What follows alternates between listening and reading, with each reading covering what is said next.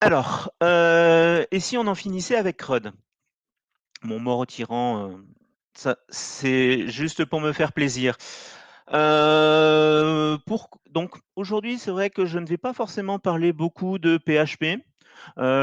Pour certains exemples seront en PHP, mais au final, ça reste très général.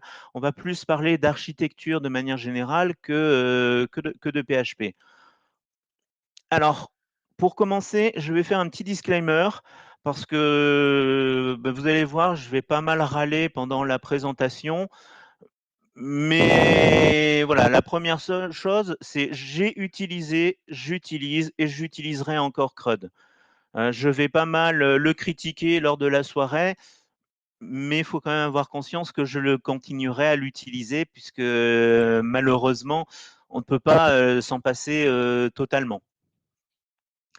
2e chose, je vais avoir tendance à critiquer des méthodes, mais j'ai bien conscience qu'une méthode ne fait pas tout. Un bon dev, même avec des mauvais outils, peut quand même arriver à faire de bonnes choses. C'est juste que avoir des meilleurs outils aidera tout le monde. Voilà. Alors, on va commencer par une, petite définition. En fait, bah, CRUD, c'est quelque chose de tout simple. C'est juste 4 opérateurs: create, read, update, delete. En fait, c'est simplement le fait que l'on peut créer quelque chose, on peut le modifier, on peut le lire et on peut le supprimer. On peut faire la comparaison, souvent on va faire ça avec du SQL. Un create, read, bah, ça va être un select, update, c'est update, delete, c'est un delete. Donc vous voyez, on a ces 4 opérateurs et en fait, grâce à ces 4 opérateurs, on peut faire tout ce que l'on veut sur une donnée. Et l'idée qu'il y a derrière ce CRUD, c'est ça, c'est que juste avec 4 opérations, on ait la possibilité de faire tout ce que l'on veut. Alors, CRUD, des fois, on va l'utiliser un peu dans une notion d'architecture logicielle. Bien souvent, en fait, CRUD n'est pas une vraie architecture. Il n'y a pas une notion des cours qui vous expliquent comment faire une architecture CRUD. En fait, c'est simplement, CRUD est plutôt une anti-architecture. C'est juste que l'on fait des applications où on va bêtement appliquer les 4 opérateurs sur nos données. C'est-à-dire que l'on a une application où il y a 10 tables. Eh bien, pour chaque table, on va faire, comment dire? On va mettre en place des pages pour pouvoir aller les lire, pour les créer, pour les modifier et pour les supprimer. Donc, CRUD est vraiment sur, une architecture CRUD. Ça va avoir cette idée que, ben, on va faire simplement les 4 opérateurs, on va mettre des listes parce qu'on veut pouvoir lire, toutes les éléments. On va cliquer dessus et on va entrer dans une entité en particulier. On va pouvoir la modifier, on va pouvoir la supprimer et puis on peut en créer de nouvelles. Voilà, généralement, c'est ce que l'on met derrière CRUD, même si ce n'est pas une vraie architecture. Alors, pourquoi on trouve souvent ce genre d'événements? Parce qu'en fait, il y a quand même un certain nombre d'avantages qui sont très forts.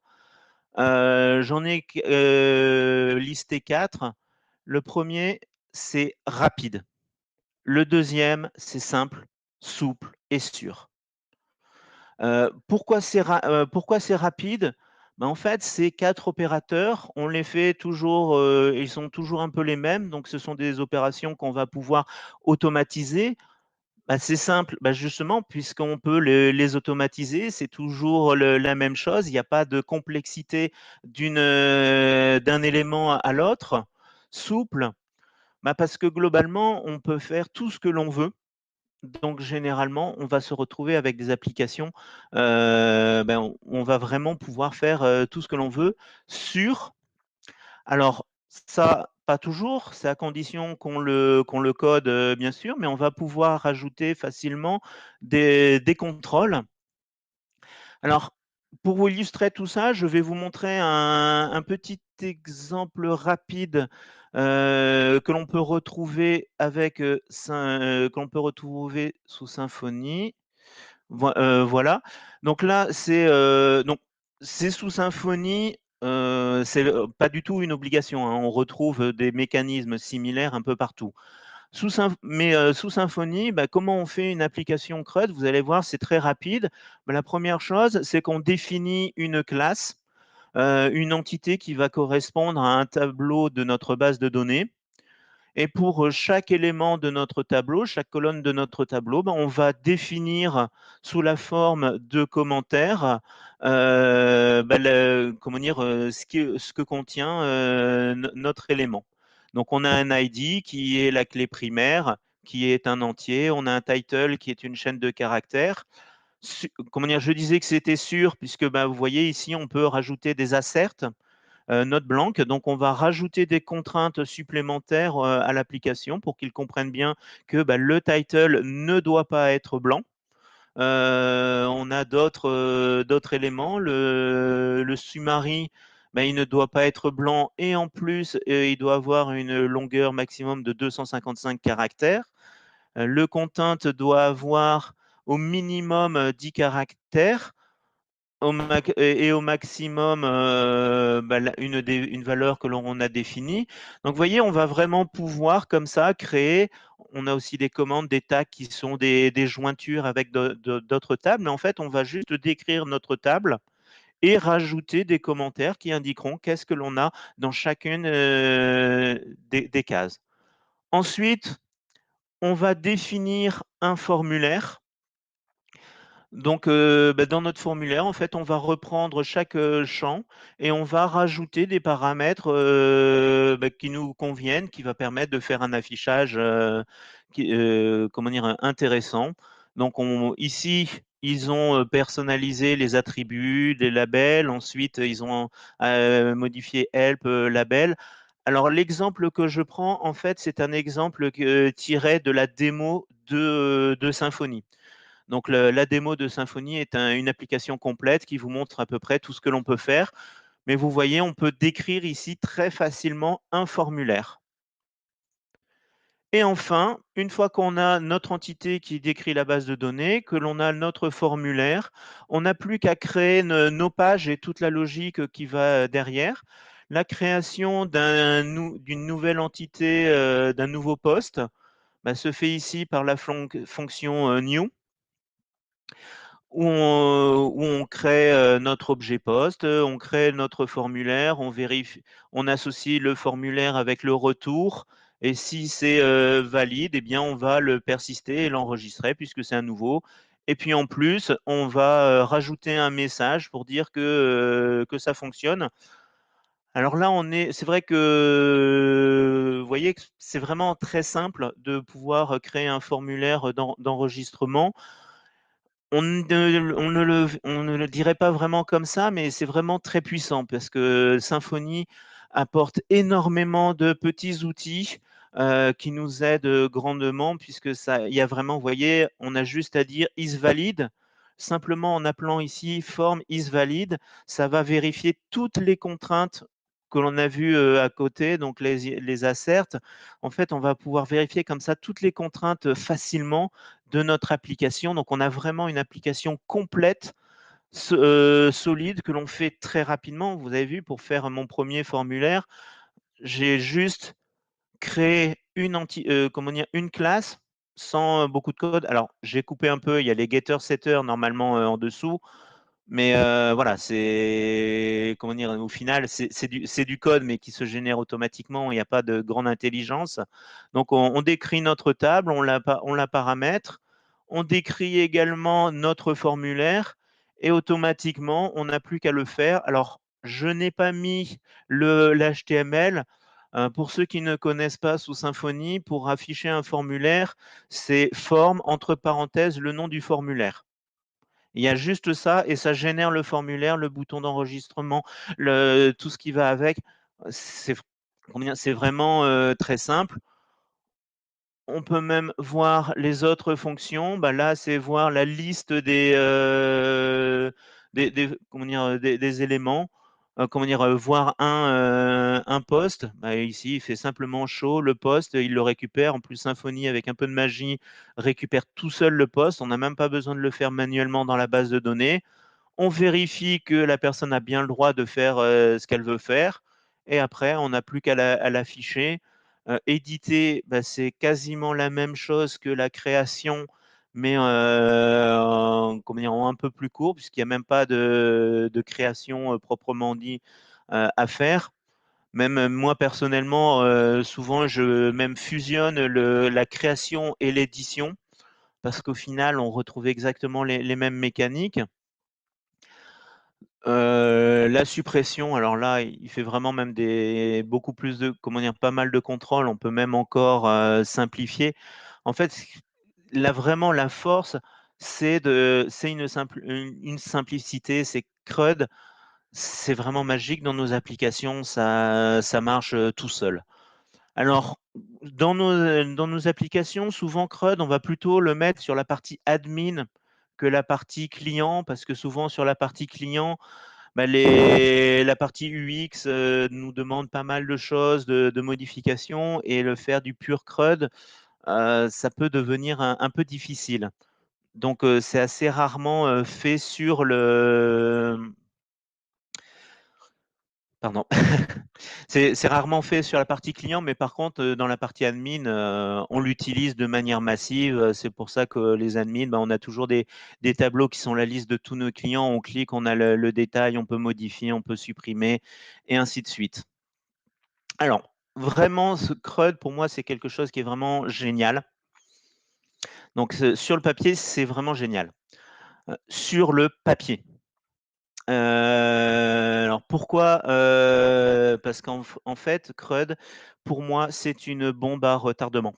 C'est très rapide, c'est quelque chose de génial, mais quasiment toutes les applications, quand je suis arrivé et qu'ils utilisaient massivement ce type d'architecture, de pratique, bah, se sont révélés casse-gueule, et au bout d'un moment, on se retrouvait avec une application où on ne pouvait quasiment plus bouger, où faire la moindre modification devenait compliqué, où on avait une base de données qui ne représentait plus du tout aucune réalité.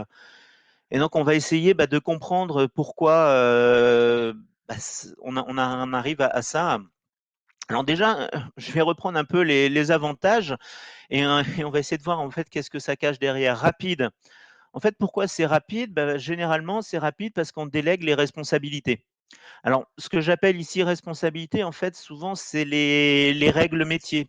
Tout ce qui est vraiment le métier, ce qui va faire que on a le droit de faire des choses, on n'a pas le droit de faire les choses.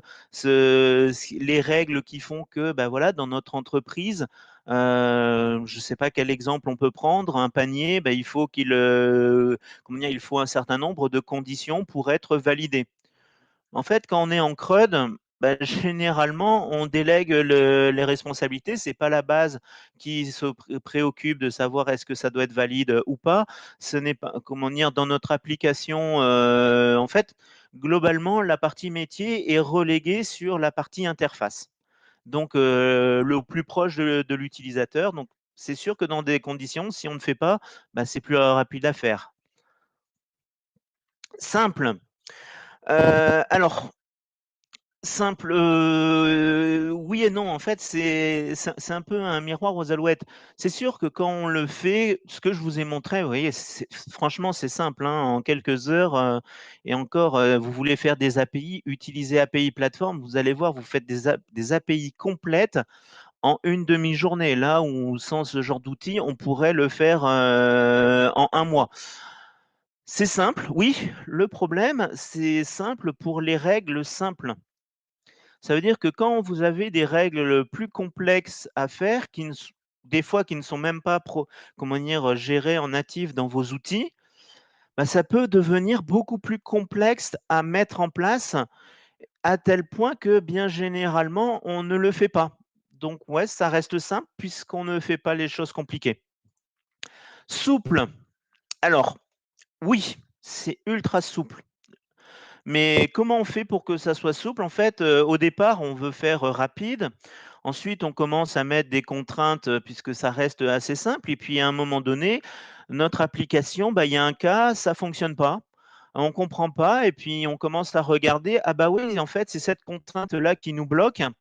Bon, comment on fait? On la supprime. Et en fait, ce qui va se passer dans nos applications, c'est que généralement, rapidement, on va virer toutes les contraintes parce qu'on a besoin de souplesse. Donc oui, c'est souple parce qu'on enlève toute l'intelligence. Ouais, sauf que rapide, simple, souple, au bout d'un moment, non, c'est plus possible. Il faut choisir. On pourrait faire sûr, bien évidemment, c'est pas impossible. Un bon développeur qui prend le temps, qui fait bien les choses, peut faire une application ultra sûre en ayant une visée CRUD. Sauf que dans la réalité, il va pas pouvoir tout faire. Alors, oups, oups là. Voilà, donc c'est CRUD, comme je disais, sur le papier, c'est magnifique. Dans la réalité, ben, on voit régulièrement, je pense que ceux qui m'écoutent et qui ont déjà travaillé sur ce type d'application, ben, vous devez sûrement voir un peu ce que je vous dis, des applications qui ben, sont simples à faire, mais qui au final deviennent très compliquées, où on est embêté, on est gêné. Et le plus gênant, en fait, le plus grave, c'est que à force de supprimer des informations, de rajouter tout ça, on se retrouve avec des bases de données qui deviennent totalement incohérentes. Parce que la souplesse veut dire qu'on peut faire n'importe quoi. Et généralement, c'est ce qui arrive, on enlève tous nos contraintes parce qu'on a un cas particulier. Et moi, un cas que j'ai trouvé très régulièrement, c'est une base de données où on avait une colonne qui indique est-ce qu'un utilisateur est, comment dire, est actif ou pas, et une colonne qui contient la date de fin. Et en fait, on se retrouve avec des clients qui ont une date de fin, mais qui sont une date de fin avant, comment dire, donc dans le passé, mais qui sont toujours actifs, des clients qui sont plus actifs, mais qui n'ont pas de date de fin. En fait, on se retrouve avec des données qui ont plus aucune consistance. Et là, on arrive, c'est la bombe que je décrivais tout à l'heure. C'est qu'en fait, en ayant trop de souplesse et de laxisme sur notre base de données, on se retrouve avec des données incohérentes. Et là, ça devient grave. Parce qu'en fait, une donnée incohérente, ça veut dire que notre société, la société pour laquelle on travaille, se base sur un logiciel qui permet d'avoir des données qui ne veulent rien dire. Et ça voilà, c'est vraiment très, très gênant. Alors, un tout petit, une tentative d'explication en se remettant un petit peu dans un contexte historique, voir en fait bah, comment les choses sont arrivées dans l'histoire du développement. Bon, ça reste comment dire, une vision assez personnelle et très rapide, mais je pense qu'il y a des choses qui ne sont pas forcément fausses.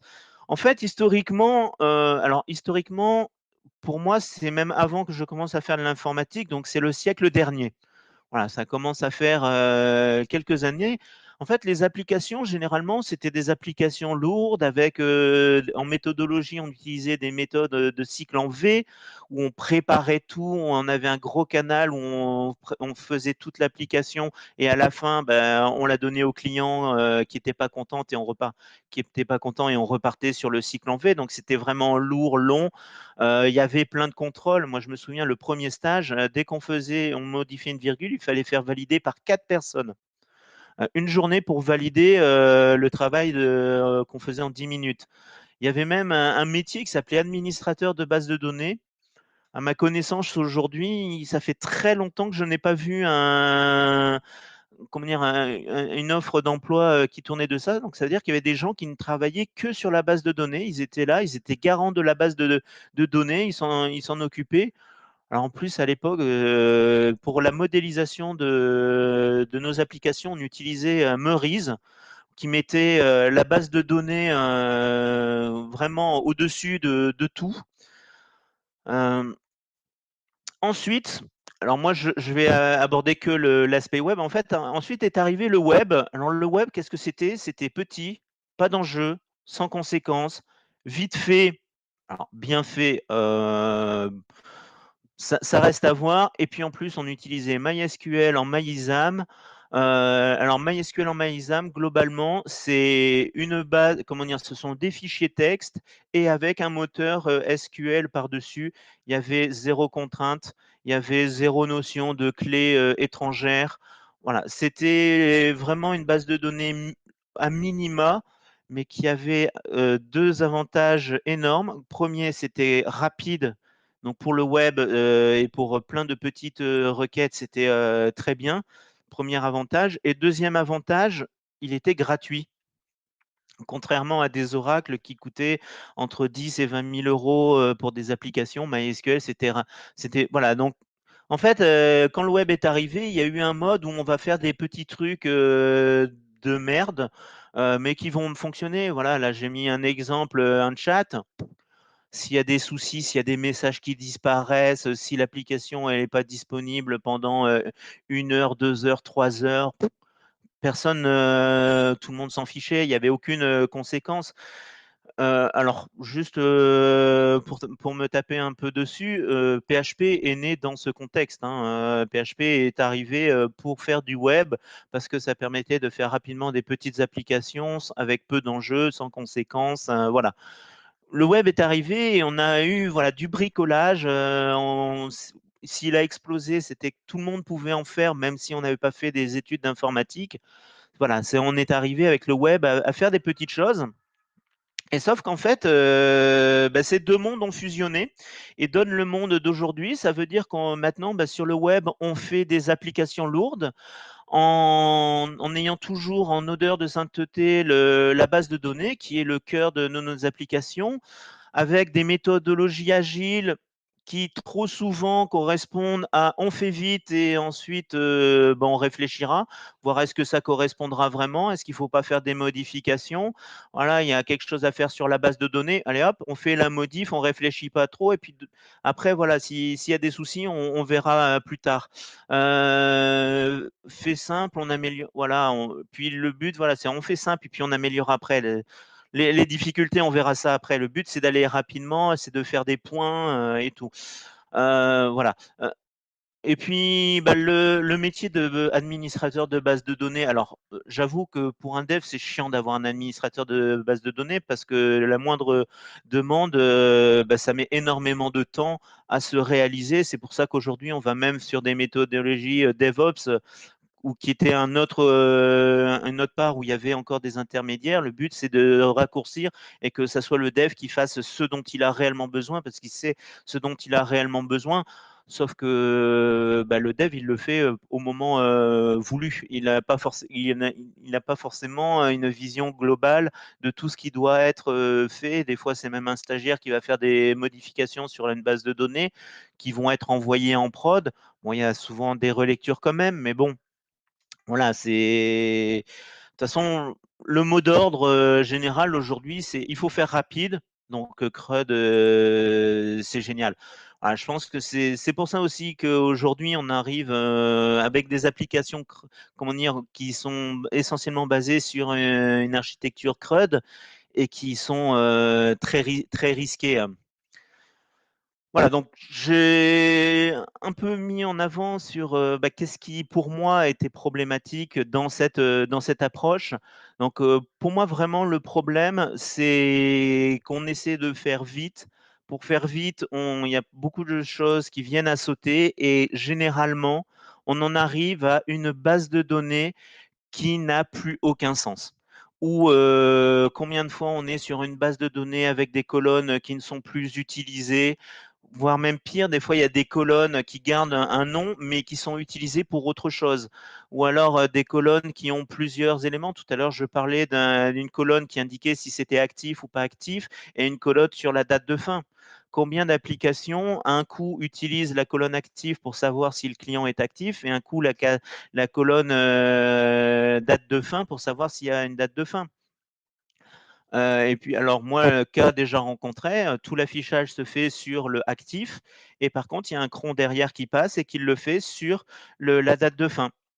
Sauf que ce cron qui fait sur la date de fin, il va regarder si notre client est vraiment comment dire, est vraiment actif pour pouvoir le prélever. Et donc, on va prélever quand même notre client parce qu'il n'a pas de date de fin, même s'il était mis en actif. Vous voyez, on arrive très rapidement à des applications qui n'ont plus aucune cohérence, aucune voilà, cohérence dans la base de données.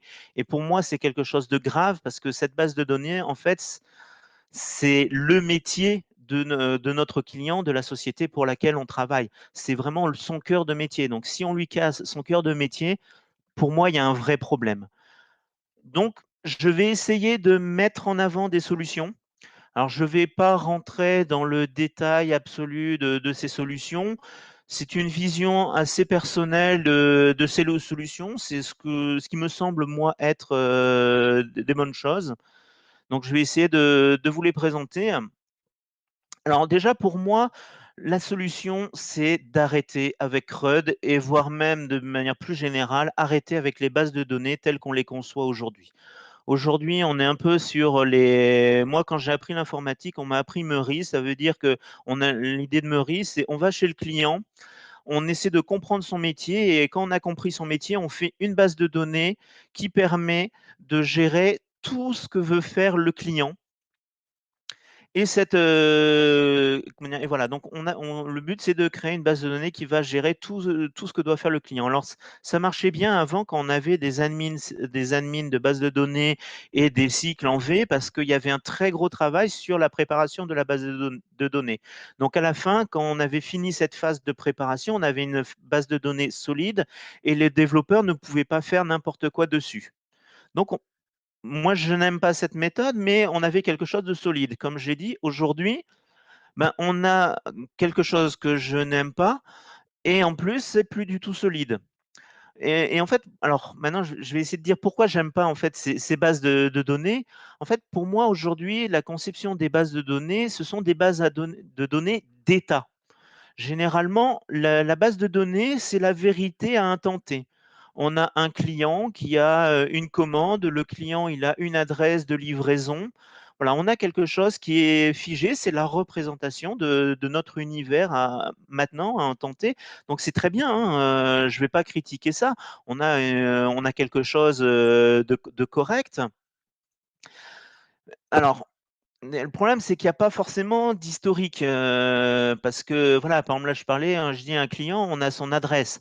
Sauf que hier, il avait peut-être une autre adresse et puis avant-hier, il avait peut-être encore une autre adresse et puis au moment où il a passé une commande, bah, c'était peut-être encore une autre adresse, pour lui envoyer le qu'il fallait écrire dans le bon de commande. Donc en fait, on voit que certaines données peuvent changer. Quand on a une base de données à état, on n'a qu'une vision à un temps T. Donc, pour pallier à ça, on doit rajouter de l'historique. Sauf qu'on ne rajoute de l'historique que pour les éléments comment dire, qui vont correspondre à des demandes métiers en disant ah bah tiens là il faudrait absolument pouvoir avoir toutes ces adresses, avoir toutes les transactions qui va le faire. Donc on ne met de l'historique que quand on en a besoin. Voilà, donc en fait, un état, ce n'est qu'une représentation à un temps T d'un système. Heu, Au moindre problème, bah, la base, elle part en live parce que s'il y a un souci, on a, oublié de cocher une case, on a mal modifié, une information, on peut se retrouver, comme je disais tout à l'heure, en fait, avec une base, avec un client comment dire? Qui n'est plus actif, mais qui n'a pas de date de fin. Donc voilà, on a des données qui n'ont plus aucune, cohérence. Et en fait, moi, c'est vraiment ça que je veux comment dire, que j'aimerais supprimer.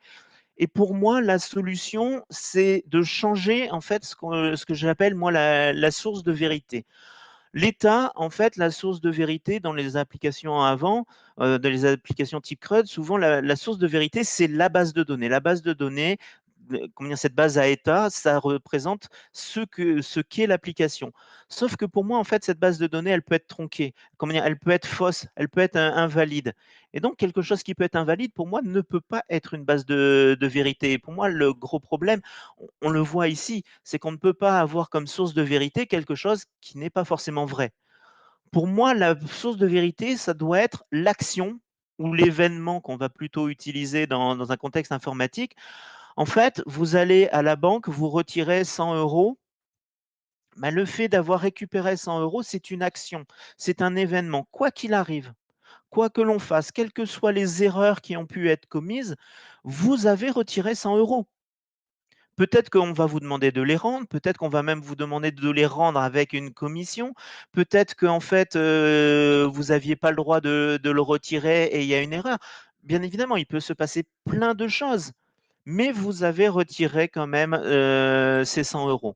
Et c'est pour ça que pour moi, un événement, c'est quelque chose, c'est une vérité absolue parce que c'est quelque chose qu'on a validé à un moment donné dans le temps. C'est arrivé avec ses paramètres, même s'il y avait une erreur, bah, c'est quand même arrivé avec ses paramètres. Il faudra peut-être le corriger après, bien sûr, mais c'est arrivé. Et ça, pour moi, c'est vraiment toute la différence, c'est transférer cette notion de vérité entre, comment dire, un état à un temps T à un événement qui s'est réellement passé, qui a été ponctuel, qui s'est passé. Puisque pour moi, un état, ce n'est que la résultante de tous ces événements. Donc pour moi, l'état, ce n'est qu'un calcul, doit être déduit des événements et non pas l'inverse.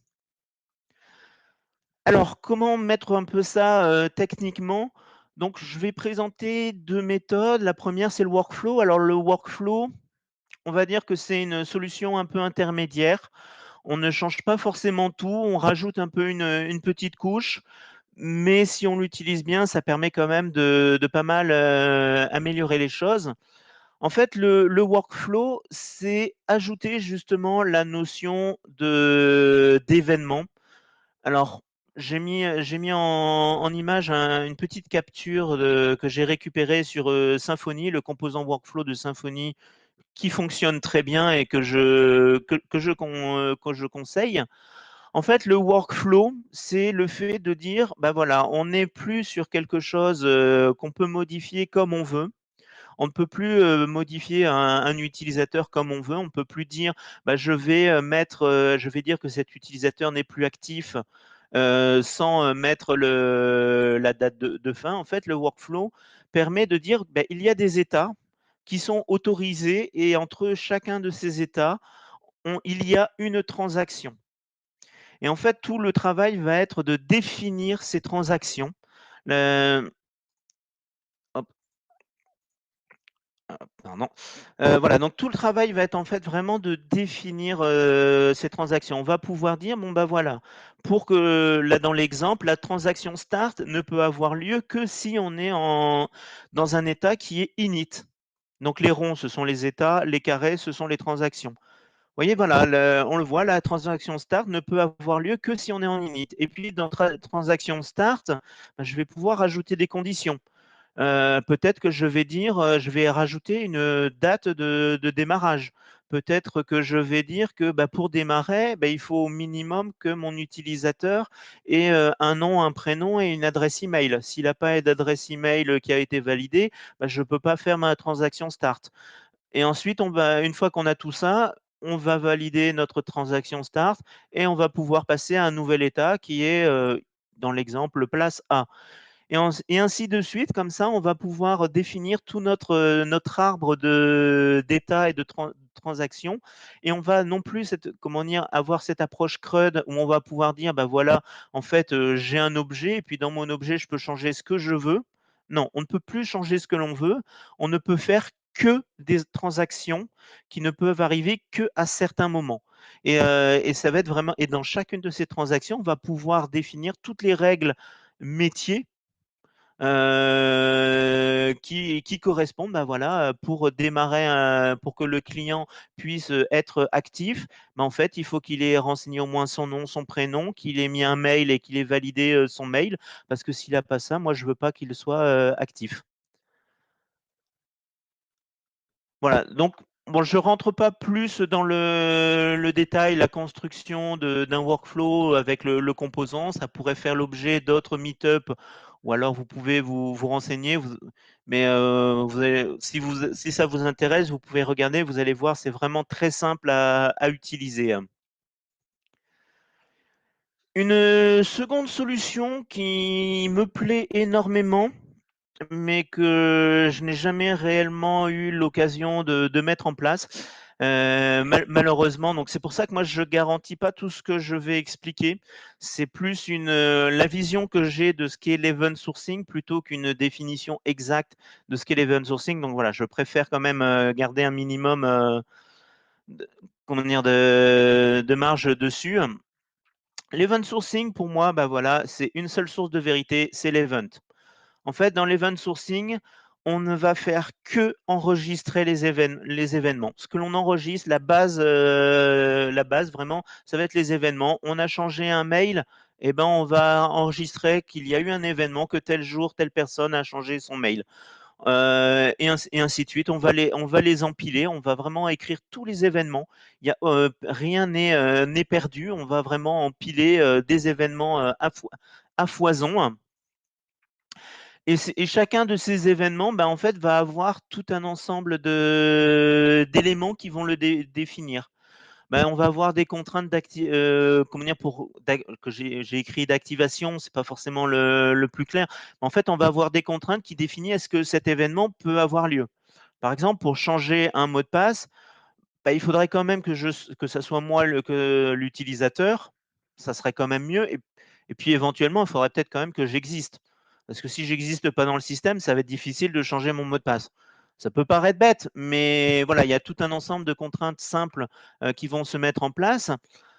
On va avoir des contraintes sur les datas. Bah, ça veut dire que imaginons, je veuille changer mon mail, bah, peut-être que je vais exiger qu'on me mette un nouveau email, je vais exiger qu'on me mette une date d'opération et ainsi de suite. Un autre exemple qui sera encore plus parlant, le cas que je citais, mes clients qui sont actifs et que je veux désactiver. Bah, pour désactiver l'événement, déjà, la contrainte d'activation, bah, il faut qu'il soit actif. Bah, sinon, je ne peux pas proposer de le désactiver. Dans les contraintes sur les datas, bah, je vais exiger qu'il y ait une date de fin. Alors, si on se rappelle un petit peu quand je parlais des avantages ou des inconvénients, de CRUD, quand je parlais de simplicité, en fait, là, la contrainte que je viens de dire sur la data, le fait qu'il y ait, une date de fin, quand on a une date, comment dire? Quand on essaie de désactiver le client, en fait, c'est aussi possible de le faire en CRUD. Il y a pas de souci, j'ai déjà fait ça, des contraintes, personnalisées, on peut très bien le faire.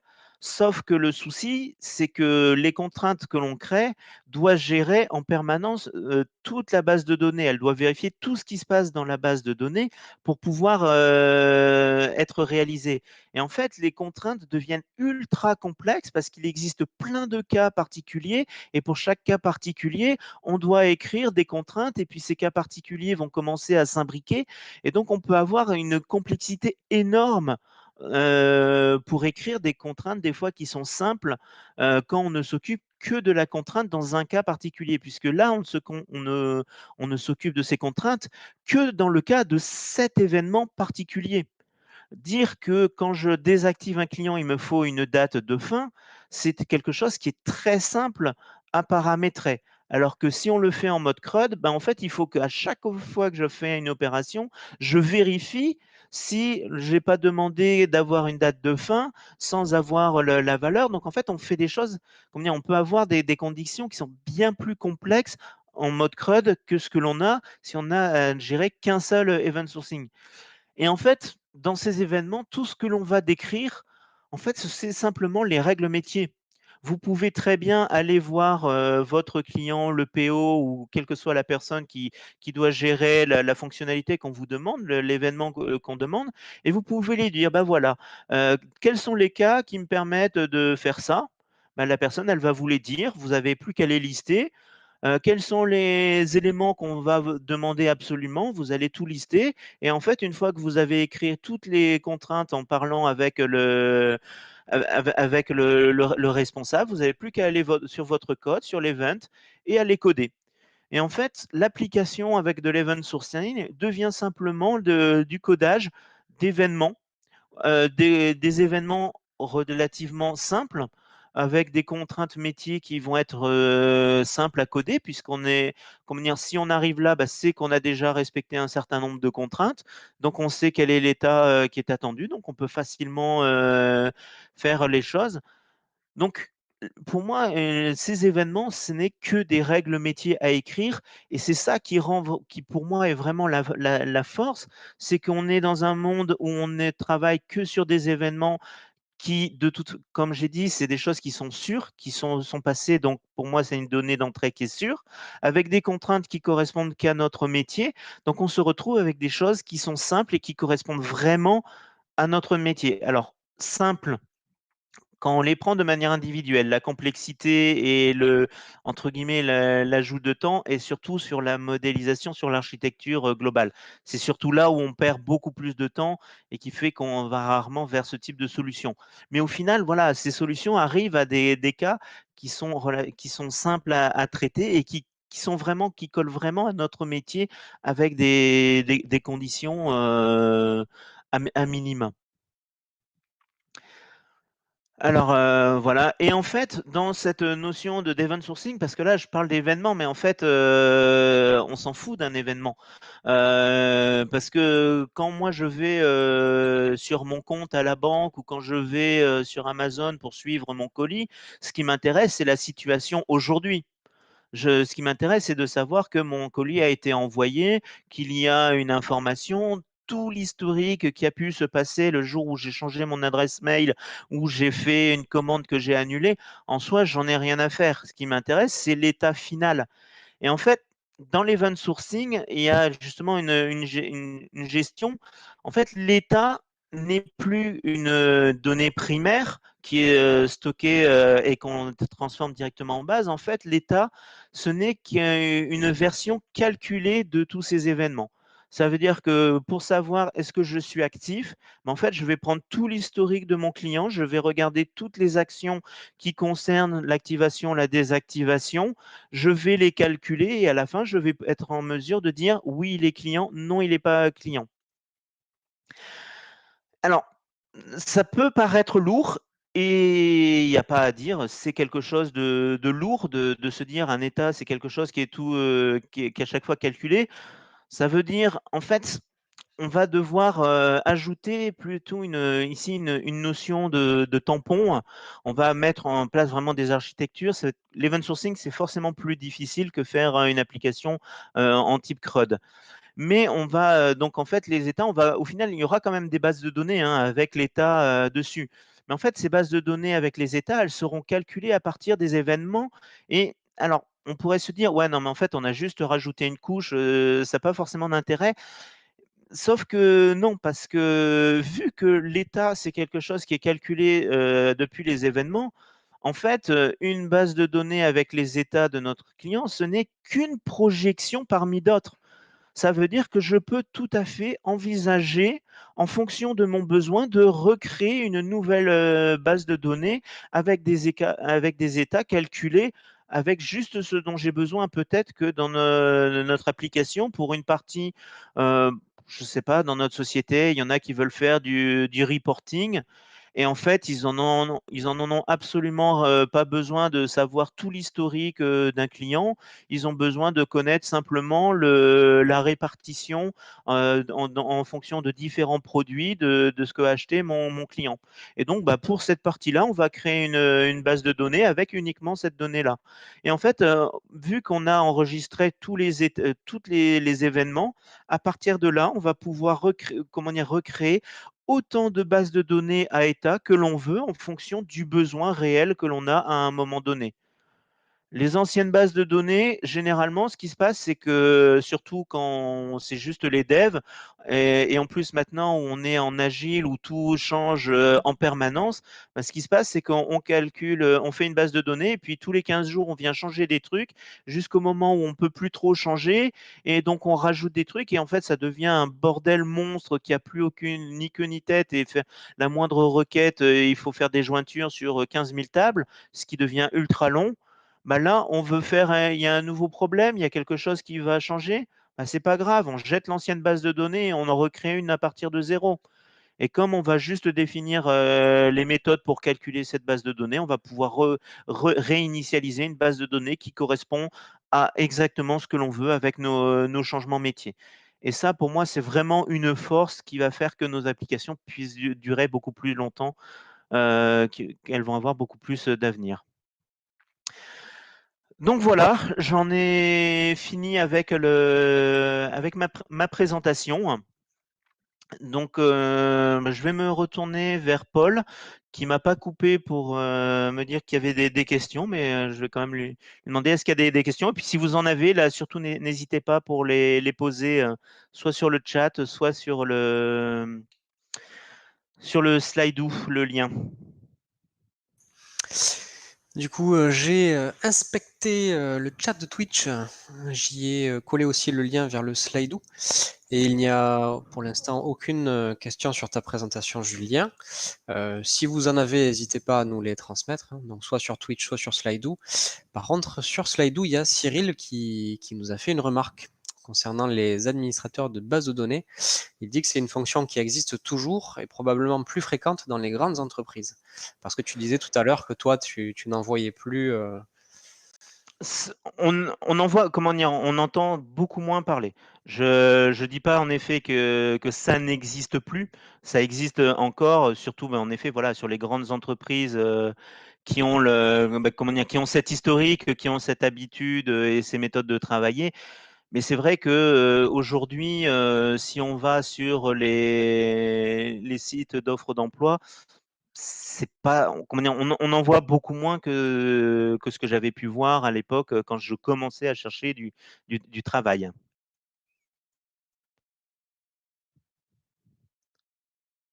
D'autres remarques ou questions? Non, c'était la seule pour le moment, mais je check. Ah, il y a Mouchou qui vient de publier sur le chat de Twitch. Ça reste quand même important de garder les historiques. Par exemple, quelle est ma première commande Amazon? Si on reset, comment répondre à mon client à cette demande? Oui, non, après, en fonction du métier, c'est ce que je disais, en fonction du métier, même avec des bases à l'état, des fois, on a besoin d'un historique, donc on va quand même l'enregistrer. Mais ce que je voulais vraiment dire, c'est qu'en fait, on va le faire que quand on en sent le besoin. Et donc, il y a des choses où on pourrait créer une application où au départ, on ne le pense pas, mais on a juste une relation 1-1 avec la table comment dire, adresse, parce qu'au final, le client, il commande, on l'envoie à son adresse et puis c'est tout. Et au départ, ça marche très bien. Et sauf qu'au bout d'un moment, il change son adresse. Et donc, la facture qui était générée à partir de l'adresse du contact, la facture, elle change entre avant qu'il ait fait le changement et après. Ce qui est quelque chose en gestion qui est grave parce qu'on ne doit pas, une fois une facture est émise, on ne doit jamais la changer. Donc, vous voyez, on peut avoir des problèmes comme ça. Bon, le cas des factures, il est relativement simple, donc j'espère que la plupart le savent et vont le faire en natif. Mais on voit quand même facilement que sur certains éléments, on ne va pas y penser. C'est pas quelque chose qui est comment dire, où c'est tellement évident pour le commercial ou le comptable qui ne va pas en parler, donc le développeur ne le saura pas, et donc il va faire une application qui n'enregistre pas l'adresse. Et au bout d'un an, il y aura un problème. On va le demander au développeur, ah, mais là, il faut régénérer une facture. Et là, c'est la cata parce que c'est plus la bonne adresse. Et comme il n'a jamais enregistré, on perd l'information. Donc voilà, on peut, mais ça ne se fait pas automatiquement. Et c'est ça qui en partie fait le problème. Ok, il te remercie pour ta réponse. Et entre-temps, il y a une nouvelle question qui est apparue, question de Celdia. Quelle est l'importance du choix du type de moteur de base de données par rapport au type de projet ou application? Le choix, la différence, aujourd'hui, à peu près toutes les bases de données arrivent à des périmètres fonctionnels qui sont assez proches. Donc, il y a moins de différence. Par exemple, au début du web, un MySQL, c'était quelque chose où il y avait zéro contrôle, il n'y avait rien du tout. Aujourd'hui, ils ont amélioré les choses avec des bases de données type InnoDB. On commence à avoir la possibilité de faire, comme il y a déjà un peu plus de, on peut commencer à mettre des clés étrangères, on va pouvoir faire même des procédures stockées. Donc, on a déjà beaucoup plus, fonctionnellement, elles se sont déjà enrichies. Donc, à ce niveau-là, il y a moins de gros écarts. Après, j'ai envie de dire, en fonction des fois, certains vont préférer PostgreSQL à MySQL parce qu'ils ont un meilleur ressenti. Après, dans certains cas, par exemple, un MySQL, si on veut en faire des bases sur plusieurs serveurs, je connais une société, alors c'est pas moi qui m'en occupais, mais qui a essayé de le faire et c'était assez complexe. Voilà, après, je suis pas suffisamment comment dire, calé en base de données pour vraiment dire pour chacune d'elles quels sont les avantages, les inconvénients. Il faut quand même avoir une conscience quand même de ce que l'on veut, quels sont les éléments qui sont primordiaux dans notre, comment dire, pour nos data. Vous êtes une société bancaire et vous allez gérer des transactions financières. Bah là, vous avez intérêt à avoir une base de. Alors, la vitesse de la base de données, peut-être, on ne va pas chercher forcément la plus rapide. Par contre, il faudra qu'en termes d'intégrité des données, ça soit tip top et qu'il n'y ait aucun problème et qu'il vous le garantisse à 100%. Dans d'autres cas, ça va être peut-être les performances pures. Donc, dans ce cas-là, peut-être que vous allez chercher des systèmes, des SGBD qui peuvent être répartis sur plusieurs serveurs, s'il y a besoin de faire de la lecture et de l'écriture en permanence. Et si vous avez besoin d'encore plus de performance, vous allez même peut-être vous orienter vers des bases de données type documents, ce qu'on appelle souvent le NoSQL, où là, tout comment dire, où quasiment tout est déjà précalculé sous la forme d'un seul document. Donc, on ne peut pas faire des requêtes très complexes, mais ça va vous le donner tout ce que vous avez besoin en un claquement de doigts. Après, voilà, il faut quand même faire attention, il faut vraiment avoir conscience des éléments qui vont jouer sur notre application. Après, voilà, je n'ai pas suffisamment de connaissances pour vraiment dire pour chacune des bases de données, il y a ça qui va. Mais on trouve déjà pas mal d'informations sur le net. Et puis après, on doit pouvoir quand même trouver un peu plus d'informations. Une autre question? Oui, sur Slido cette fois, Étienne qui nous demande, concernant les procédures stockées, si c'est une bonne pratique ou pas d'écrire des règles métiers de cette façon. Entre parenthèses, sur le long terme. Alors, je suis partagé. Dans l'absolu, j'ai envie de dire oui, c'est bien d'écrire. En fait, plus on écrit des règles métiers contraignantes proches de la data, mieux c'est. Par exemple, une règle métier, la mettre en JavaScript, c'est la pire chose à faire. Pourquoi? Parce que JavaScript, on peut le passer. On peut toujours avoir des solutions pour ne pas exécuter du JavaScript. Donc, si vous mettez une règle métier uniquement en JavaScript, là, c'est la foire. Il suffit juste que vous modifiez une valeur. Par exemple, si vous arriviez à le faire, vous avez regardé un peu la source et essayé un jour de vous mettre en admin au lieu d'être en utilisateur simple. Et là, si ça vous donne accès à des fonctionnalités d'admin, ça peut devenir grave. Donc, vous voyez, en fait, il faut essayer les règles métiers, elles doivent être près de la donnée. Ça doit être les contraintes les plus fortes. En fait, si on fait un schéma, on a le front, on a le back, on a la base de données. Et en fait, les règles, pour qu'une règle soit forte, il faut qu'elle soit le plus proche de la base de données que l'on a. Ça, c'est dans la théorie. Après, j'avoue, moi, dans la pratique, j'ai très peu mis de règles, comment dire, fait de procédures stockées avec des règles métiers pour la simple et bonne raison que ça m'oblige à avoir, comment dire, à deux endroits des règles métiers. Des règles métiers dans le bac et des règles métiers dans la base de données. Surtout quand on ne connaît pas forcément à fond la base de données, je ne trouve pas ça le plus pratique.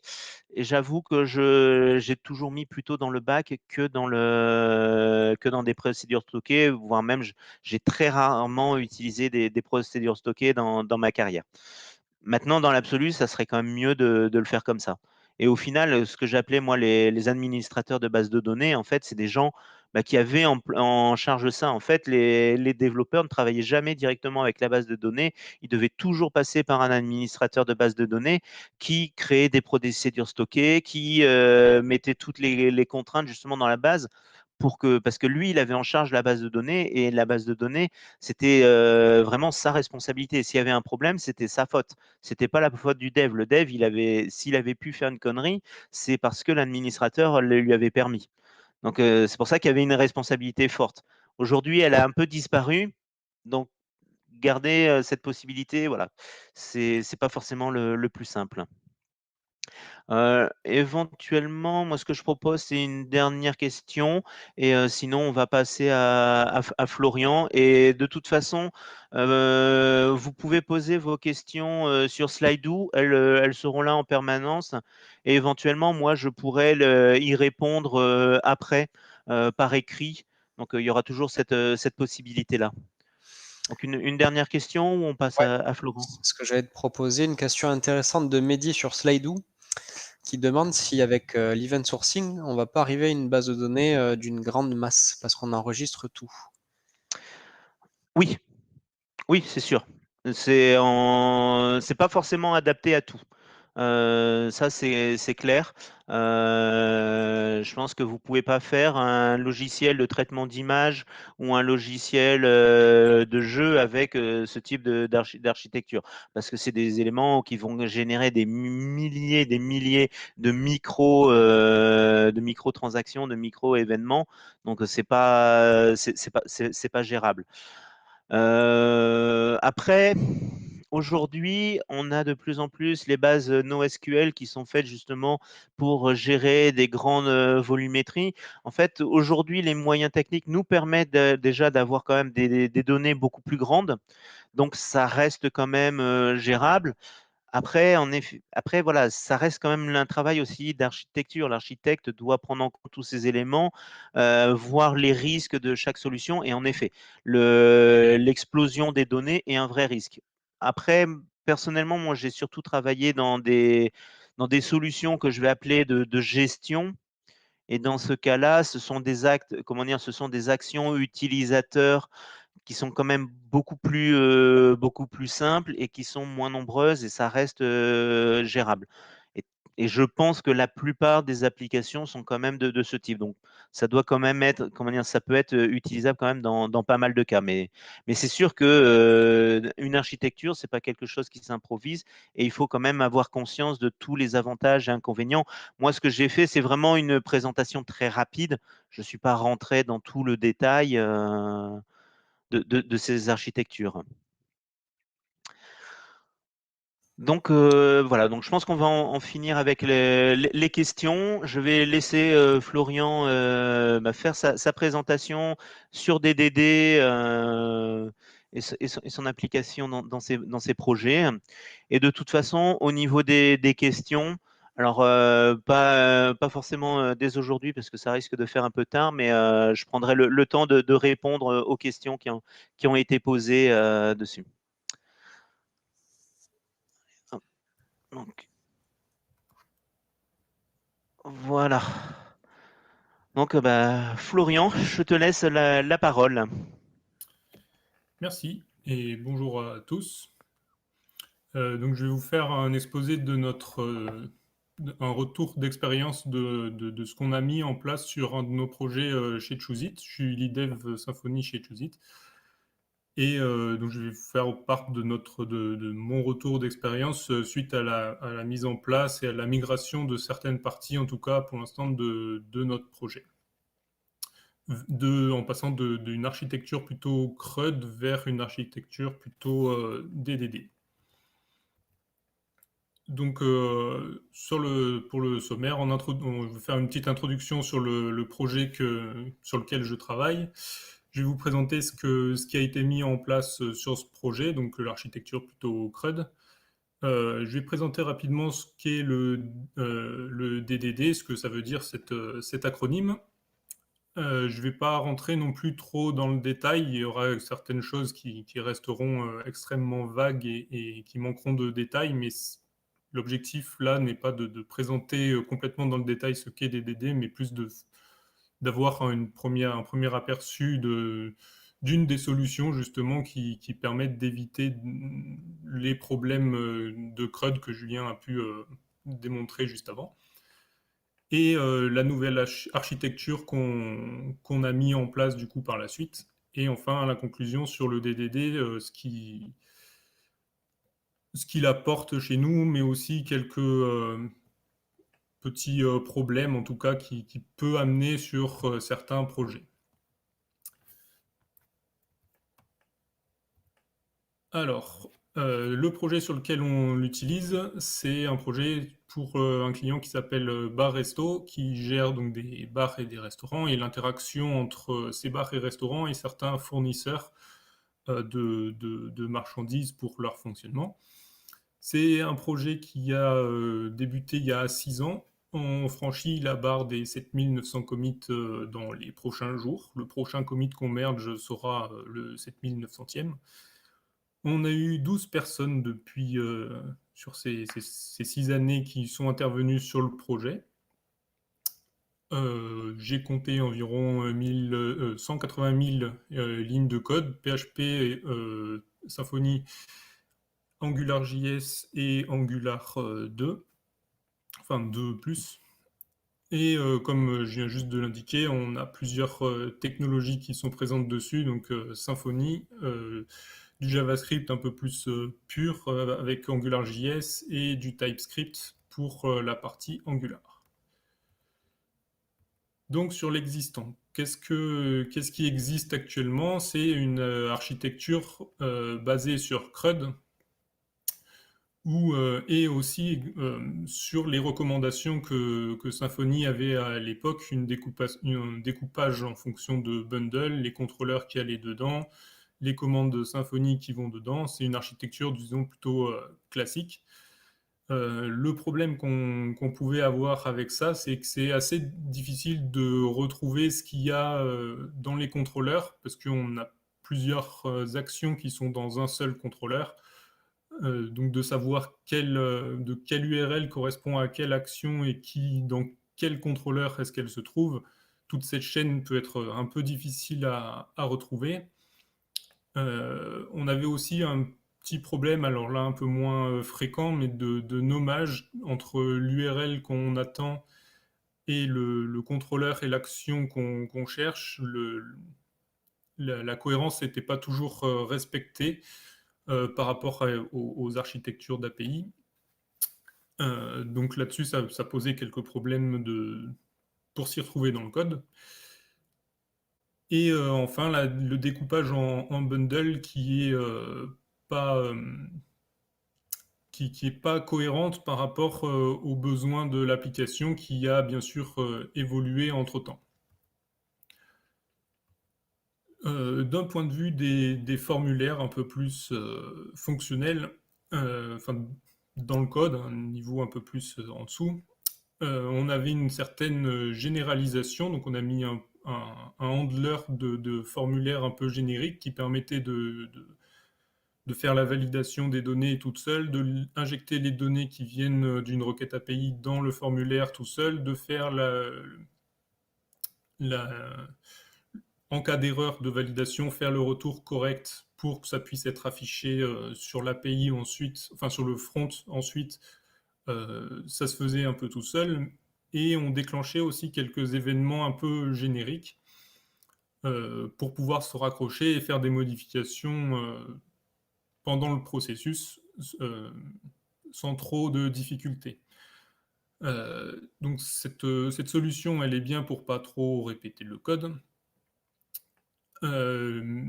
Par contre, il y a quelques inconvénients qui sont notamment qu'on se mappe, on est directement collé à nos entités. Le principe de l'architecture CRUD que Julien a exposé, donc c'est en gros, on a une entité, on la colle sur le formulaire et on injecte le résultat de la mise à jour en base de données si tout s'est bien passé.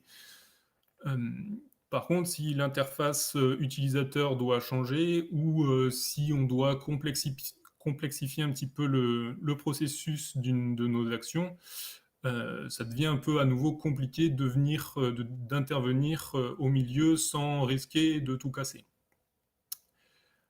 Et de la même façon, l'événement un petit peu générique qu'on dispatchait peut être aussi difficile à retrouver. Là, on voit un petit appel sur la construction du service du form handler qui s'appelle supplier en général. L'événement qu'on dispatchait ne s'appelait pas simplement supplier en général, il était suffixé de created ou de edited ou de completed pour dire qu'on est vraiment à la toute fin du process. Donc de retrouver les event handlers qui correspondaient pouvait être un peu long, fastidieux, et on pouvait potentiellement aussi en oublier. Sur le côté front, c'est une application AngularJS, donc actuellement 1.5. On n'a pas fait la mise à jour jusqu'à la dernière version. Donc, je ne sais plus si c'est 1.5 ou 1.6. C'est pas trop important. Le problème de AngularJS, un des problèmes, c'est que, en tout cas, ce vers quoi on est arrivé, c'est qu'il arrivait assez fréquemment qu'il y ait pas ou peu de réutilisation entre les différents contrôleurs qui pouvaient exister ou les différents services. De la même façon, assez régulièrement, c'était assez difficile de se retrouver dans tout le code parce qu'on avait un seul gros fichier controllers.js dans lequel on avait plusieurs contrôleurs. À l'époque, c'est ce qui était fait dans les applications Angular. Et de la même façon, l'architecture des répertoires pouvait prêter un petit peu à confusion. Un coup, on a des suppliers et des adhérents, donc members, mais les deux sont quelque part aussi liés dans l'application. Donc un coup, il fallait être dans le répertoire supplier member, un coup, il fallait être dans le répertoire member supplier, et la confusion pouvait être un petit peu difficile à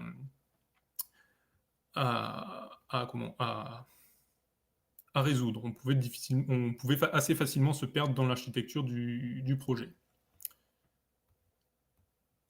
Donc on a choisi de faire une migration importante qui est d'aller vers une architecture DDD. Donc qu'est-ce que c'est cette architecture DDD? Ce que ça veut dire, c'est Domain Driven Design, donc une conception pilotée par le domaine. On s'occupe du domaine et de sa logique. Le domaine, c'est l'application métier. On s'intéresse au métier avant de s'interroger sur la base de données et comment est-ce qu'on va la construire. On prend le problème un petit peu à l'envers de CRUD. On va commencer par la fin, par ce qu'on cherche à obtenir, plutôt que d'essayer de coller une base de données à ce qu'on doit obtenir. On remonte l'information plutôt que de la faire descendre, si on peut schématiser un petit peu.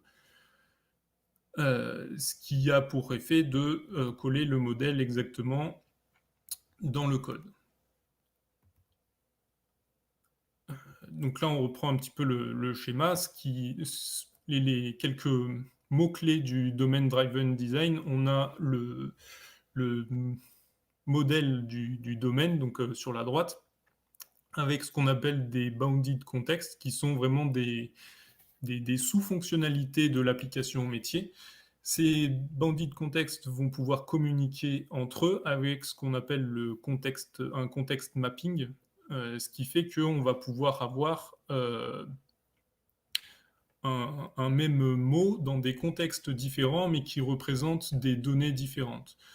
Un client, par exemple, pour prendre l'exemple simple, au niveau d'un magasin, par exemple, d'une grande surface, va représenter vraiment une personne, mais dans un autre contexte de cette même chaîne de magasins, va pouvoir représenter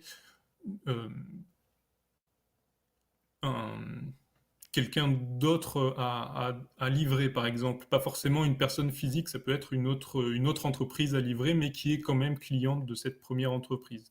Donc on a deux bounded contextes qui sont un côté le magasin et un autre la gestion du stock, par exemple.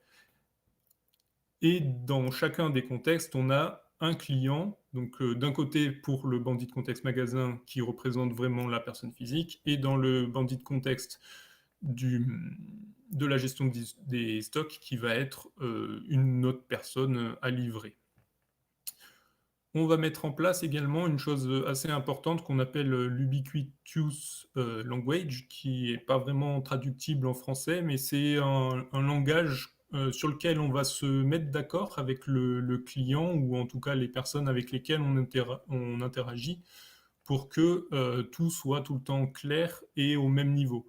Que lorsqu'on parle d'un client, ce soit tout le temps la même représentation qu'on se fasse, que ce soit du côté des développeurs, si on peut le prendre un peu bas niveau, et du côté client. Si on parle qu'il n'y ait pas de désaccord et que tout reste clair pendant les phases de conception et de développement. Voilà pour les principaux mots un peu importants du DDD. Il y a beaucoup plus que ça. Je vous laisse aller voir, vous renseigner un petit peu sur le modèle, où on aura éventuellement l'occasion de refaire des meet-up. Donc pour notre application, on a choisi de découper différents contextes qui sont donc le côté un peu administration, le côté portail et le côté boutique. L'administration, c'est tout ce qui va être un peu dans le back-office, tout simplement, avec les adhérents, la gestion des adhérents, la gestion des prospects, des fournisseurs, etc. Vous voyez déjà aussi que là, on a les bandits de contexte qui sont administration, portail et boutique, ont des sous-contextes qui sont la gestion des adhérents, la gestion des prospects. On peut vraiment sous-découper à chaque fois. Dans le contexte portail, on a à nouveau cette notion d'adhérent, mais qui est représentée d'une façon différente.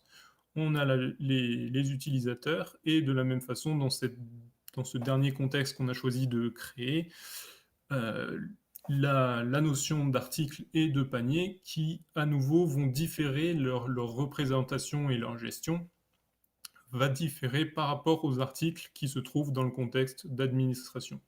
Donc, à droite, on a une petite illustration où on a à gauche le contexte qui représente les ventes, et à droite le contexte qui représente le support. Dans chacun des deux contextes, on a des customers et des products qui représentent quelque part la même chose et qui doivent communiquer entre eux, en tout cas, mais qui ne vont pas du tout porter les mêmes données. Dans le contexte de vente, par exemple, sur le customer, on pourrait imaginer un numéro de client.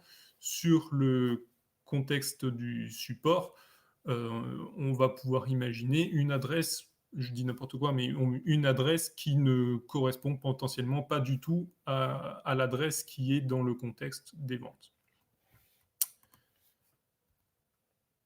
Le langage dont je parlais tout à l'heure, qui est important, donc c'est la mise en place d'un langage commun. Avec la petite illustration à côté, vous voyez que le contexte vraiment importe. Les deux personnages disent la même chose, ils parlent d'une souris, sauf que dans le contexte du développeur, pour faire simple, ou des personnes qui utilisent l'informatique en tout cas, vont potentiellement parler du pointeur de l'ordinateur. Et dans le contexte de tous les jours, potentiellement, on va parler du petit rongeur. Donc nous, on a choisi dans notre langage, on parle d'adhérents, de prospects, de fournisseurs, d'industriels, etc. Et à nouveau, dans chacun des contextes différents, ces notions-là peuvent représenter des choses un petit peu différentes. Dans le DDD, il y a une autre chose importante qui est centrale en fait à la façon de développer de cette façon-là, qui sont les commandes. Les commandes, qu'est-ce que c'est? C'est une action qu'on doit créer. Donc là, c'est order placed, donc créer une commande, en gros. On transforme cette commande en quelque chose. Donc cet ordre de commande, cette commande qui va dire créer une commande, donc ça fait une faut pas se mélanger entre la commande d'un produit et la commande du DDD. Donc on va être traité par ce qu'on va appeler un handler et va l'enregistrer en base de données d'une certaine façon par rapport à son propre contexte. Et ensuite, on va pouvoir l'utiliser pour retrouver un paiement à faire par rapport à cette commande. Donc on aura calculé un total et à nouveau relancer une nouvelle commande qui va être payer la commande numéro 370 par exemple. Donc c'est vraiment quelque chose une action que l'on doit exécuter. Donc dans notre exemple, enfin dans notre application de Baresto, on a une commande qui s'appelle créer un prospect, créer un fournisseur, create supplier, create industrial, une commande get articles list pour récupérer la liste des articles. Pour le contexte d'administration, donc là, elle est porteuse de certains paramètres qui sont relatifs au contexte d'administration et qui vont avoir un impact sur la requête finale qui va être exécutée. Et on a une autre commande, getArticlesList, pour le contexte de la boutique, qui va être porteuse d'informations différentes du contexte d'administration et qui va retourner potentiellement également des données différentes du contexte d'administration.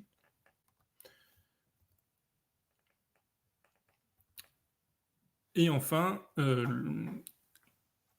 donc là, on s'est occupé vraiment du domaine de notre application et il faut vraiment arriver à isoler cette partie-là de toute l'infrastructure de notre application. L'infrastructure, ça va être tout ce qui va, les outils qu'on va utiliser autour, que ce soit Symfony, que ce soit Doctrine, les différents clients HTTP qui sont spécifiques à certaines API. Donc, par exemple, nous, on utilise Elasticsearch, on utilise quelques API externes également.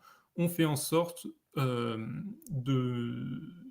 mettre une couche, une interface, concrètement, une interface entre l'infrastructure qu'on utilise, donc que ce soit Elasticsearch ou Doctrine, et notre domaine. De la même façon, chaque couche séparatrice peut être différente d'un contexte à un autre. Donc notre nouvelle architecture, qu'est-ce qu'on a fait concrètement? Donc j'ai donné quelques exemples, mais dans le code ou dans l'architecture des répertoires, à quoi est-ce que ça ressemble concrètement? Donc une remanipulation complète de tous les dossiers qu'on avait. On n'a plus du tout de notion de bundle et de Symfony.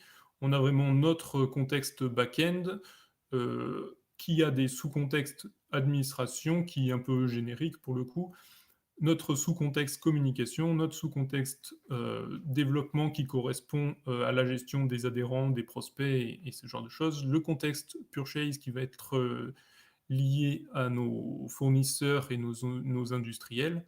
On ne voit pas, mais beaucoup plus bas, en plus du domaine back-end, on va voir du coup notre domaine portail et un dernier domaine qu'on a créé plus récemment, un contexte, pardon, qui est public, parce qu'on a créé une API complètement publique que d'autres prestataires de Baresto peuvent utiliser. Et dans ce répertoire, donc dans ce sous-contexte Purchase, on a vraiment un répertoire qui correspond au domaine avec les commandes du domaine qui sont donc créer le fournisseur, créer l'industriel, les exceptions qui sont liées à ce domaine-là, l'objectif étant toujours aussi que le code corresponde au métier, donc s'il y a une erreur comme un fournisseur qui existe déjà, ben, on va avoir une exception spécifique qui dit que ben, le fournisseur existe déjà. On a un dossier de handler qui contient toutes les classes qui vont permettre d'exécuter les commandes. Et un dernier qui est deux derniers, pardon, un dossier query qui correspond du coup c'est la même chose que les commandes, mais pour de la lecture uniquement. On a choisi de séparer en deux catégories les commandes qui permettent l'édition et la manipulation de données, et les queries qui sont pour la lecture uniquement. Et on a un dernier dossier qui est event, qui va représenter, une fois qu'une commande a été exécutée, et ben on va dire cette commande a été exécutée. Et on va pouvoir mettre à nouveau des handlers derrière qui vont pouvoir intercepter cet event et redéclencher potentiellement de nouvelles commandes ou faire des manipulations à nouveau des données ou envoyer des mails. Donc par exemple, la commande créer un fournisseur associé, on va avoir éventuellement, c'est pas obligatoire, un event qui va être le fournisseur a été créé. À cet événement, on va rattacher un handler qui va envoyer un mail pour dire tel fournisseur a été créé avec tel et tel contact et telle donnée. C'est une option envisageable. En plus de ce dossier domaine, dans ce contexte Purchase, on a un dossier infrastructure où là, on va avoir vraiment le dossier qui correspond à Symfony, et du coup, on va avoir un dossier commande. Donc là, c'est plus du tout une commande du domaine, c'est vraiment une commande Symfony bin console. On va avoir les contrôleurs de Symfony, donc je vais détailler un petit peu après. De la même façon, les formulaires qui correspondent vraiment à Symfony. Et une dernière chose un petit peu assez importante, c'est que vous voyez le dossier supplier que je n'ai pas trop détaillé là, mais qui va contenir du coup toutes les interfaces justement qui vont permettre de faire la liaison entre notre infrastructure, donc potentiellement des librairies externes à notre domaine qu'on va pouvoir interchanger.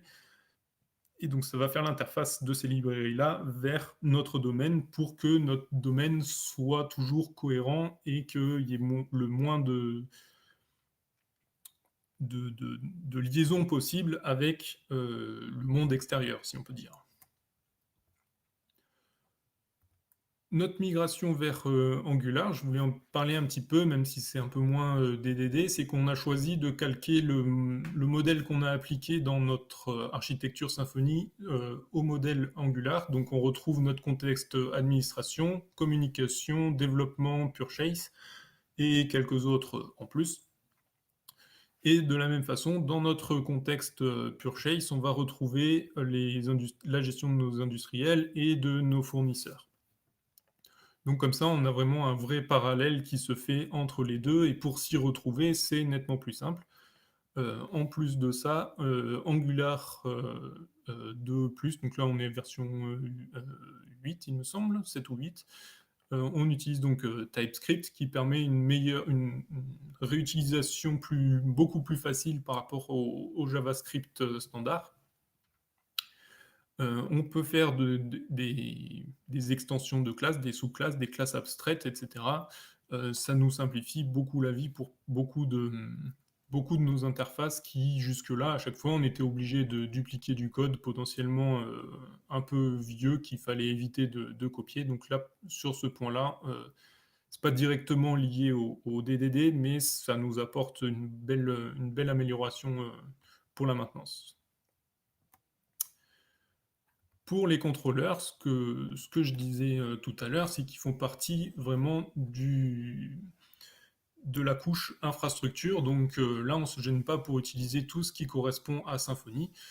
Donc on a utilisé un trait qui permet de simplifier quelques manipulations. Notre contrôleur, on l'a appelé un peu comme notre action qu'on construit sur notre API, post contact import. Donc là, ça va être une méthode un point d'API qu'on va appeler en post. Ça va servir à importer les contacts. Et dans ce contrôleur-là, on va avoir une seule action qui reprend un petit peu le même nom. Alors on est obligé un peu de la nommer de la même façon que le contrôleur, et surtout de finir avec action à cause de FostRest qu'on utilise, FostRest bundle. Mais potentiellement, justement, en le mettant à jour, ce bundle-là, on n'aura plus qu'à modifier que les contrôleurs. Tout le reste de notre code restera strictement identique, et tout devrait continuer de fonctionner normalement, sans avoir besoin de remanipuler tout notre modèle de données. On a quelques petites méthodes pour nous faciliter un peu la tâche, pour retrouver notre fournisseur et pour vérifier si l'utilisateur qui est connecté a le droit d'accéder à notre fournisseur. Ensuite, on fait appel à notre formulaire. Alors, on a toujours cette notion de form handler.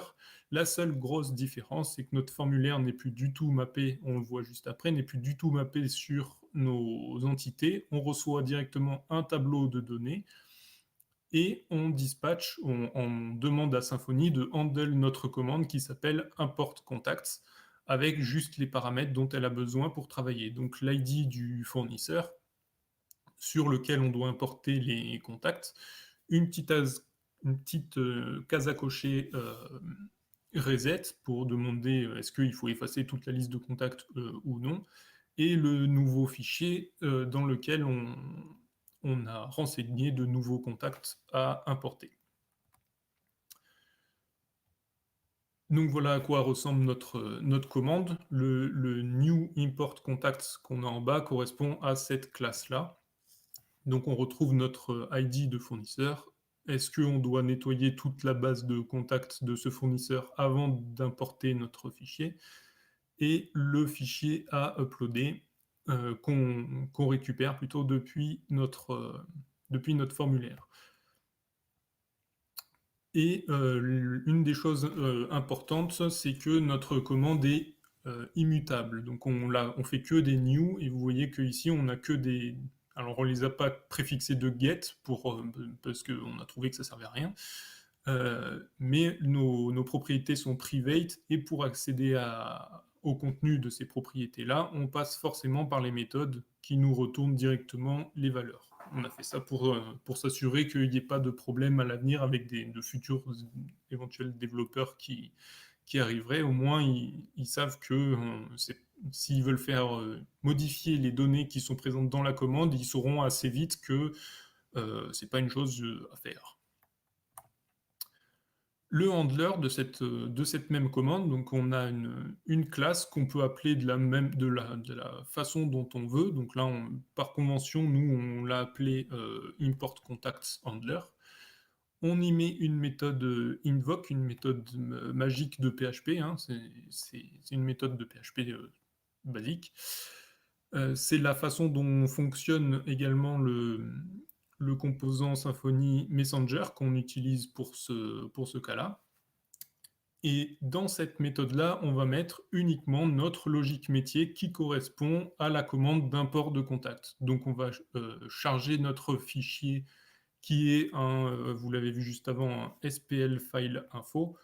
On va le charger, on va le transformer en un tableau qu'on va pouvoir manipuler.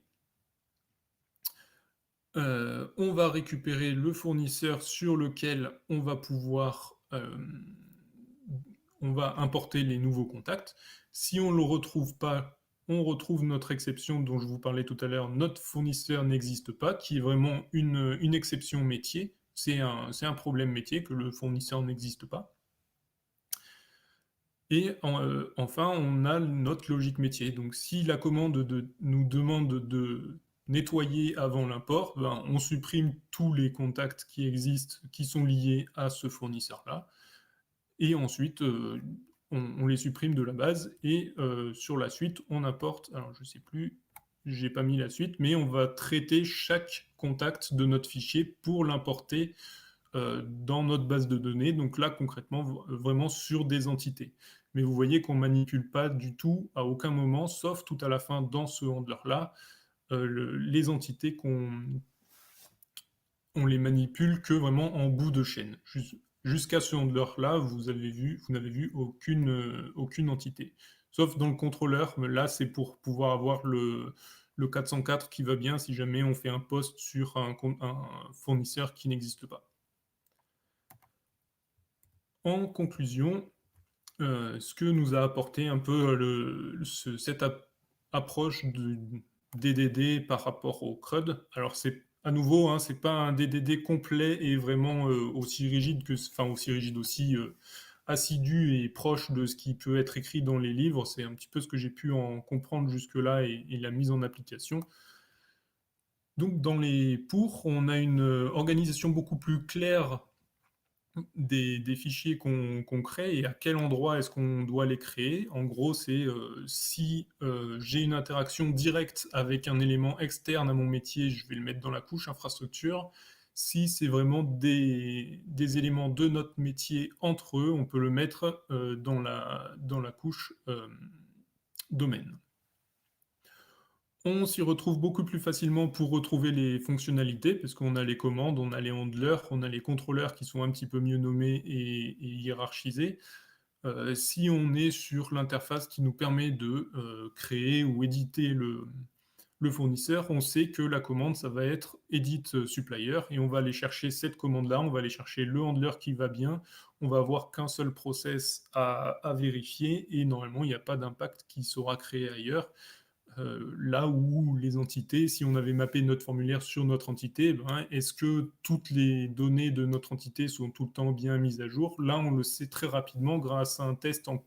D'ailleurs, je n'ai pas trop parlé des tests, mais du coup, on va tester nos handlers directement et dans les tests, on saura très très vite qu'on a oublié de mettre à jour la date de désactivation de notre fournisseur par rapport à son booléen est-ce que mon fournisseur est actif ou non. On a une réutilisation simplifiée. Nos commandes, là j'ai montré l'exemple de la commande utilisée dans le contrôleur, mais on a certaines commandes qui peuvent être utilisées à la fois dans le contrôleur et à la fois sur une commande Symfony. Donc la seule chose qui change finalement, c'est comme je disais, c'est l'infrastructure, le contrôleur pour l'API ou la commande Symfony. Et à l'intérieur de ça, on va faire exactement le même appel qui va être la commande je ne sais pas, envoyer les mails aux fournisseurs qui ont souscrit à la newsletter, par exemple. Mais ça, d'une façon identique qu'on se trouve dans le contrôleur ou dans la commande Symfony. On s'est rendu compte également que ça facilite pas mal le découpage des différents services que l'on peut créer. On va plus facilement créer de nouveaux fichiers pour vraiment découper notre service, ce qui fait qu'on va avoir des fichiers un peu plus légers à traiter en une seule fois. On ne va pas avoir un gros fichier de 2000 lignes, on va avoir deux fichiers de 1000 lignes, mais qui feront des choses vraiment atomiques et beaucoup plus simples à gérer. De la même façon, on a une refactorisation plus simple grâce à l'auto-wiring de Symfony. C'est que précédemment, à chaque service qu'on créait, il fallait aller dans les configurations YAML pour définir notre service avec tous les points pour garder une certaine logique ou des underscores ou ce qu'on voulait. Que là, grâce au namespace, à l'auto-wiring de Symfony, et parfois même grâce à l'autoconfiguration de Symfony, si on veut déplacer notre commande parce que finalement le namespace qu'on a choisi il n'est plus tout à fait bon, on fait déplacer le namespace avec PHP-Storm, ça se fait très bien, et puis ça va renommer dans tous les fichiers le bon namespace, et on n'a plus de problème, on n'a plus besoin d'aller dans le bon fichier de configuration, remettre le bon namespace, on n'a plus de faute de frappe possible. Cette côté de refactorisation est beaucoup plus simple et du coup on va le faire aussi beaucoup plus fréquemment dès qu'il y a besoin, dès qu'on trouve qu'il y a quelque chose qui n'est pas tout à fait optimal, on le peut faire très facilement sans contrainte. Et ça impose également une certaine rigueur sur le développement des différentes fonctionnalités et dans la hiérarchisation des différents composants à la fois de notre domaine et de notre infrastructure. Parce que si on cherche à créer une commande de domaine dans le dossier infrastructure, on va se rendre vite compte qu'on n'est pas du tout au bon endroit parce que ça vient impacter beaucoup trop de choses dans le domaine, et alors que c'est une chose qui ne doit pas arriver. Pour les contres, on a beaucoup de fichiers à créer pour une fonctionnalité toute simple. Typiquement, sur un CRUD, il n'y a aucun intérêt à appliquer du DDD. Il y a quelques interfaces qu'on aurait pu faire en CRUD tout simple, qu'on a choisi quand même de faire en DDD, à la fois pour prendre en main et un peu valider l'approche qu'on avait. Mais c'est quelque chose qui n'est pas à faire ni recommandé parce que ça ajoute une grosse couche de complexité, c'est ce que j'écris ensuite, ça ajoute une grosse couche de complexité pour des projets tout simples de CRUD et de gestion qui peuvent être gérés de cette façon-là. Et l'autre difficulté qu'il peut y avoir, c'est que pour les nouvelles personnes qui ne connaissent pas les concepts de base du DDD, ou les quelques notions, c'est plus difficile. La formation de ces personnes-là est plus compliquée, enfin en tout cas plus longue. D'embarquer des juniors également dessus, bien que c'est ce qu'on ait fait sur ce projet-là, ben, il y a certaines notions il faut réussir à expliquer de la bonne façon pour que ces nouvelles personnes puissent comprendre quand même un minimum comment ça fonctionne, arriver à les intéresser aussi à ce concept de DDD et pour pouvoir continuer de développer et maintenir l'application sur le long terme. Et voilà, merci à tous du coup pour d'avoir suivi cette présentation. J'espère que tout a été assez clair. Et merci à toi Flo de l'avoir donné. Sur Twitch, pas de questions pour l'instant. Par contre, sur Slido, il y a Étienne qui nous dit en utilisant Symfony Doctrine, on écrit littéralement de l'ORM dans les entités, soit de l'infrastructure dans le domaine. Est-ce qu'il y a moyen de faire autrement? Oui, il faut considérer tes entités en dehors de ton domaine. Tu vas avoir en fait un map. Alors, pareil, dans notre contexte, c'est quelque chose qui est assez difficile parce que souvent l'entité colle à nos interfaces, mais ce que tu peux avoir, c'est que l'interface colle pas du tout aux entités et à l'architecture de la base de données que tu vas avoir. Donc tu vas avoir un formulaire qui va exister avec certains champs que tu vas remapper dans ton entité. Ces champs-là de ce formulaire-là vont vraiment parler au domaine et à l'interface, et tu vas les mapper, les transférer à la main dans ton entité, une à une. C'est la seule façon de faire pour vraiment aller jusqu'au bout du DDD et de vraiment séparer le domaine de ton infrastructure qui est ton entité. Ok. Autre question sur Slido de Michael, qui déjà te remercie pour la présentation et qui demande combien est-ce que vous êtes sur le projet et comment a été accueilli ce passage au DDD, entre parenthèses, par les devs et par la direction. Alors, on est deux sur le projet. Par les devs, bien, parce que c'est une personne que j'ai formée en alternance sur l'année précédente. Par la direction, bien aussi, parce qu'ils sont toujours aussi sur les concepts d'amélioration continue, et si on peut faire en sorte que le projet soit plus facilement maintenable, soit plus facile à faire évoluer, il n'y a pas de problème là-dessus, donc allons-y, donc on s'est fait plaisir aussi.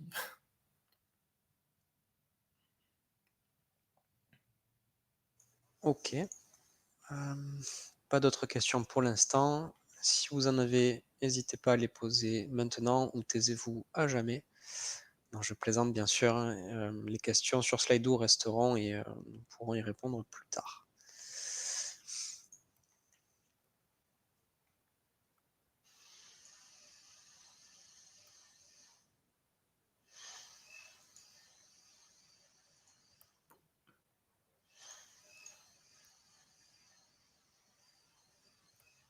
Non, mais il n'y a rien qui a l'air de venir.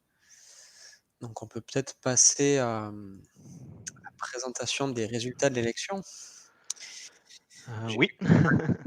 Suite au lien que j'ai spammé dans le chat Twitch. Donc on va clôturer cette soirée. Donc rapidement, on va visualiser les résultats donc sur le questionnaire.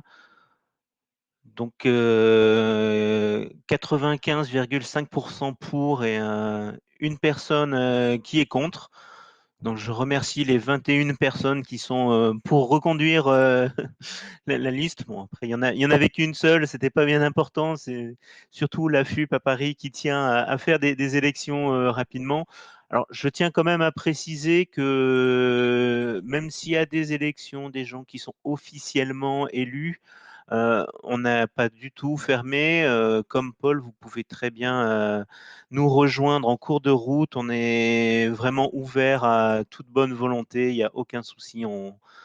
Comment dire, on rejette jamais personne. Bien au contraire, venez nous aider à faire vivre la communauté. On ne demande que ça. Donc voilà, donc on va en finir avec ces élections. Donc en tout cas, bah, je remercie toutes les personnes tous les intervenants, toutes les personnes qui nous ont suivis sur Twitch et tous ceux qui ont posé des questions. Alors on a essayé d'enregistrer la présentation, donc on va essayer de poster ça sur YouTube sûrement pour qu'elle puisse être de nouveau disponible. Comment dire, notre présentation à Florian et à moi, je pense qu'on va la publier également. On mettra des liens sur le Meetup. De toute façon, on mettra tout ça sur le Meetup. On verra pour répondre aux questions concernant comment dire, s'il y a des questions qui restent sur Slido. Alors, je ne sais pas si on répondra sur Meetup ou on mettra un lien sur comment dire, sur l'événement Meetup sur Slido. Je n'ai pas encore vu comment on pouvait faire pour répondre par écrit. Donc, en tout cas, bah, je remercie à tous ceux voilà, qui ont suivi. Alors, traditionnellement, c'est à ce moment-là qu'on vous explique qu'on peut aller prendre l'apéritif, puisque la FUP l'offre quand on le fait en physique. Là, par Internet, ça va être un peu plus difficile. Et voilà, donc bah, en tout cas, bonne soirée, puis merci à tout le monde.